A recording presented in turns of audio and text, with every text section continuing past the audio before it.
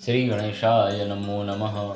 संक्षिप्त ब्रह्म पुराण की जय। सूर्य की महिमा तथा अदिति के गर्भ से उनके अवतार का वर्णन। ब्रह्मा जी कहते हैं, भगवान सूर्य सबके आत्मा, संपूर्ण लोकों के ईश्वर, देवताओं के भी देवता और प्रजापति है। वे ही तीनों लोकों की जड़ है, परम देवता है। अग्नि में विधि पूर्वक डाली हुई आहुति सूर्य के पास ही पहुंचती है। सूर्य से वृष्टि होती है, वृष्टि से अन्न पैदा होता है और अन्न से प्रजा जीवन निर्वाह करती है। क्षण, मुहूर्त, दिन, रात, पक्ष, मास, संवत्सर, ऋतु और युग, इनकी काल संख्या सूर्य के बिना नहीं हो सकती। काल का ज्ञान हुए बिना न कोई नियम चल सकता है और न अग्निहोत्र आदि हो सकता है। सूर्य के बिना ऋतुओं का विभाग भी नहीं होगा और उसके बिना वृक्षों में फल और फूल कैसे लग सकते हैं, खेती कैसे पक सकती है और नाना प्रकार के अन्न कैसे उत्पन्न हो सकते हैं। उस दशा में स्वर्गलोक तथा भूलोक में जीवों के व्यवहार भी लोप हो जाएंगे। आदित्य, सविता, सूर्य, मिहिर, अर्क, प्रभाकर, मार्तंड, भास्कर, भानु, चित्रभानु, दिवाकर तथा रवि, इन 12 सामान्य नामों के द्वारा भगवान सूर्य का ही बोध होता है। विष्णु, धाता, भग, पुषा, मित्र, इंद्र, वरुण, अर्यमा, विवस्वान, अंशुमान, त्वष्टा तथा पर्जन्य, ये 12 सूर्य पृथक पृथक माने गए हैं। चैत्र मास में विष्णु, वैशाख में अर्यमा, ज्येष्ठ में विवस्वान, आषाढ़ में अंशुमान, श्रावण में पर्जन्य, भादो में वरुण, अश्विन में इंद्र, कार्तिक में धाता, अगहन में मित्र, पौष में पूषा, माघ में भग और फाल्गुन में त्वष्टा नामक सूर्य तपते हैं। इस प्रकार यह एक ही सूर्य है के 24 नाम बताए गए हैं। इनके अतिरिक्त और भी हजारों नाम विस्तार पूर्वक कहे गए हैं। मुनियों ने पूछा, प्रजापति जो 1000 नामों के द्वारा भगवान सूर्य की स्तुति करते हैं, उन्हें क्या पुण्य होता है तथा उनकी कैसी गति होती है? ब्रह्मा जी बोले, मुनिवरों, मैं भगवान सूर्य का कल्याणमय सनातन स्तोत्र कहता हूँ, जो सब स्तुतियों का सारभूत है। इस पाठ करने वाले को सहस्त्र नामों की आवश्यकता नहीं रह जाती। भगवान भास्कर के जो पवित्र, शुभ एवं गोपनीय नाम है, उन्हीं का वर्णन करता हूँ, सुनो। विकीर्तन, विवस्वान, मार्तंड, भास्कर, रवि, लोक प्रकाशक, श्रीमान, लोकचक्षु, महेश्वर, लोक साक्षी, त्रिलोकेश, कर्ता, हर्ता, तमिस्त्रहा, तपन, तापन, शुचि, सप्तश्वाहन, गभस्तिहस्त, ब्रह्मा और सर्वदेव नमस्कृत, इस प्रकार 21 नामों का यह स्तोत्र भगवान सूर्य को सदा प्रिय है। यह शरीर को निरोग बनाने वाला, धन की वृद्धि करने वाला और यश फैलाने वाला स्तोत्र राज है। इसकी तीनों लोकों में प्रसिद्धि है। द्विजवरों, जो सूर्य के उदय और अस्त काल में दोनों संध्याओं के समय इस स्तोत्र के द्वारा भगवान सूर्य की स्तुति करता है, वह सब पापों से मुक्त हो जाता है। भगवान सूर्य के समीप एक बार भी इसका जप करने से मानसिक, वाचिक, शारीरिक तथा कर्म जनित सब पाप नष्ट हो जाते हैं। अतः ब्राह्मणों, आप लोग यत्न पूर्वक संपूर्ण अभिलषित लक्षणों, फलों के देने वाले भगवान सूर्य का इस स्तोत्र के द्वारा स्तवन करें। मुनियों ने पूछा, भगवान, आपने भगवान सूर्य को निर्गुण एवं सनातन देवता बतलाया है, फिर आपके ही मुंह से हमने यह भी सुना है कि वे 12 स्वरूपों में प्रकट हुए। वे तेज की राशि और महान तेजस्वी होकर किसी स्त्री के गर्भ में कैसे प्रकट हुए, इस विषय में हमें बड़ा संदेह है। ब्रह्मा जी बोले, प्रजापति दक्ष के 60 कन्याएं हुई, जो श्रेष्ठ और सुंदरी थी। उनके नाम अदिति, दिति, दनु और विनीता आदि थे। उनमें से 13 कन्याओं का विवाह दक्ष ने कश्यप जी से किया था। अदिति ने तीनों लोकों के स्वामी देवताओं को जन्म दिया। दिति से दैत्य और दनु से बलाभिमानी भयंकर दानव उत्पन्न हुए। विनता आदि अन्य स्त्रियों ने भी स्थावर जंगम भूतों को जन्म दिया।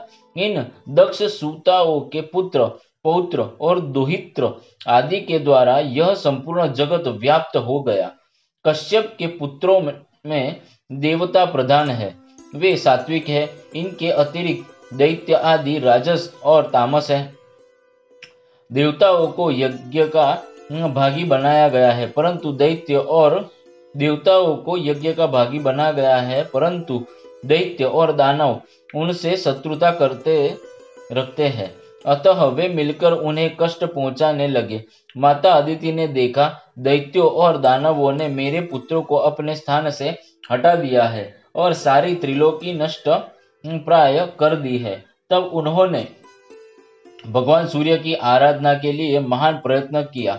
वे नियमित आहार करके कठोर नियम का पालन करती हुई एकाग्र चित्त हो आकाश में स्थित तेजो राशि भगवान भास्कर का स्तवन करने लगी।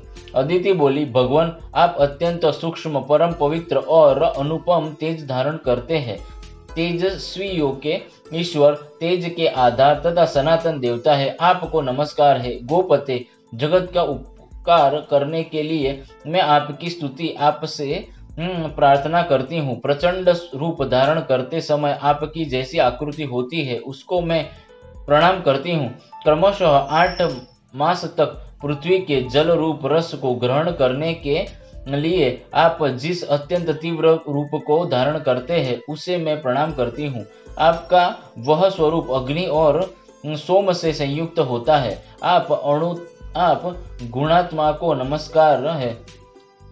विभावसो, आपका जो रूप रुक, यजुष और साम की एकता से त्रैसंज्ञक एक विश्व के रूप में तपता है, इसको नमस्कार है। सनातन, उसे भी परे, जो ओम नाम से प्रतिपादित स्थूल एवं सूक्ष्म रूप निर्मल स्वरूप है, उसको मेरा प्रणाम है। ब्रह्मा जी कहते हैं, इस प्रकार बहुत दिनों तक आराधना करने पर भगवान सूर्य ने दक्ष कन्या अदिति को अपने तेजोमय स्वरूप का प्रत्यक्ष दर्शन कराया। अदिति बोली, जगत के आदि कारण भगवान सूर्य, आप मुझ पर प्रसन्न हो।